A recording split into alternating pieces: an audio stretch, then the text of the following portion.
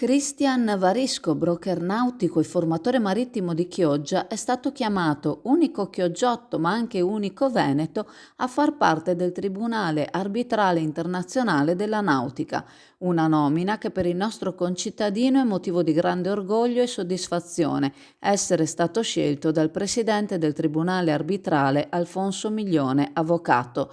Il Tribunale Arbitrale Nautico si occupa di controversie nell'ambito della nautica da diporto, controversie che possono interessare questioni tra armatore e imbarcato, onoli, rimessaggi, perizie, ormeggio, disormeggio, cantieristica.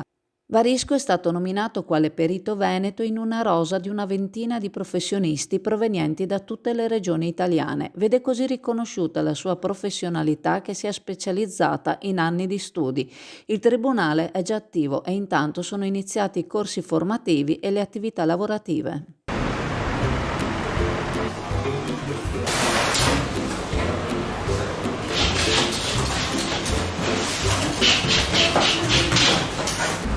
Ciao a tutti, allora Leo è ritornato, è una delle pizze più buone di Chioggia, sono la più buona rispetto agli altri amici pizzaioli che ci sono e niente, ogni tanto un po' di pizza va bene, si mangia dolcissima,